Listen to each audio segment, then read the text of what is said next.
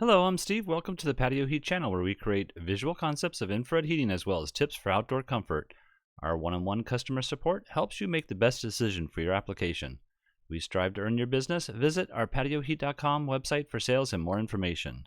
Now let's get heating. All right, this is a residential patio, and basically we have a sliding door over here, a window back here, and there is a fan. Now I don't know the actual diameter of the fan here, but that would be helpful. And I do have it placed in the center of the window here. Not quite sure exactly where these beams, these posts truly are. I do have 5 in the total span here. And then also I have these, I guess you call them joists here that are, I have them at 4 feet center to center. And they're 6 inches tall as well as 2 inches wide. Let's go ahead and look at the, and speaking of the fan here, I just have it in the center of the room, and I probably should move it up a little bit higher here, just for the sake of having it sitting there properly. In any case, again, not quite sure exactly where that fan is located, but let's go ahead and look at the overall dimensions that I have here. I have 35 feet total distance. I have a depth here of 11. On this side of the structure, we have 9-foot height here, and then right here where the main supporting beam comes across, I have it at 8 foot tall. So they did mention that they are interested at this point in just heating up this section right here, which is essentially the, I think, 11 by 15, and so we're going to concentrate on that right now. So let's go ahead and turn that off and look at a couple of different options. First of all, this option is going to be an option that we cannot do, at least not completely. So we're going to miss a big section here in the middle, but these are the CD models. And if we put the CD models here, it would be such that we have to point the heater straight down to the ground. Otherwise, if we angle the heater, then we need an additional 6 inches of clearance, so a total of 12. But when you have it straight to the ground, it needs to be a minimum of 6 inches of clearance. Therefore, I can't angle this heater in towards the center. And so if you look here, the footprint of heat, we're just missing that intersection here. And quite honestly, the 6,000 watt unit at this height is probably too hot. You can see it's really made for a higher installation height overall. So I would probably say that this is not the ideal application. The other thing too is with this fan, not knowing the diameter of the fan, what I have here is 18 inches from the edge of the heater to the edge of the fan blade, and that would keep the clearances from the fan.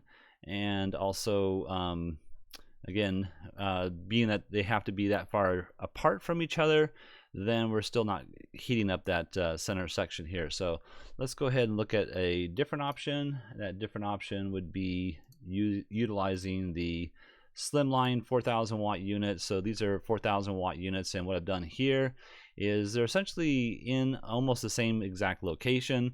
I'll show you here exactly where I have them, but it's based on this fan diameter again. But I have these at 10-degree tilts. We need to make sure that we're meeting the clearances from these joists coming across here.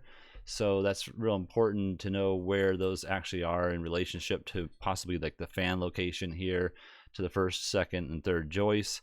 But in any case, I have them at 10 degrees.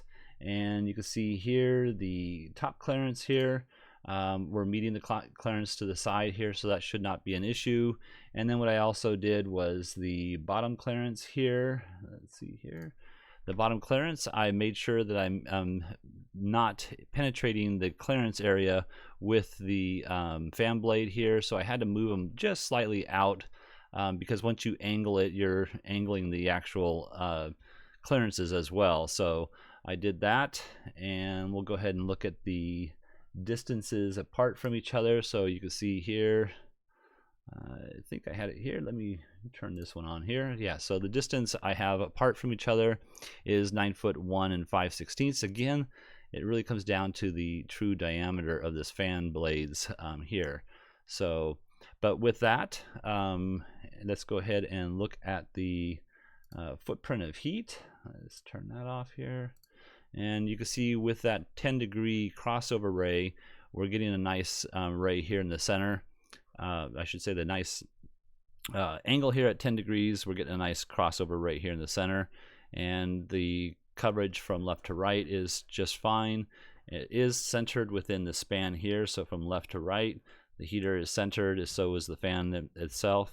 And also you can see that this is really appropriate for this installation height itself. So, all right, well, I hope this has helped. If you're looking for some assistance with your outdoor heating application and you would like us to review your plans, please send your information. Oh, wait, let me just stop 1 second here. Sorry about that. And just talk about this location over here. So this heater needs to be level. And if you look over here, what I've done is I've lowered this side here approximately 4 inches. Now you can slide this bracket left and right along this edge here. There is a maximum that you can go in towards the center, so you want to check that out. But doing that, it does.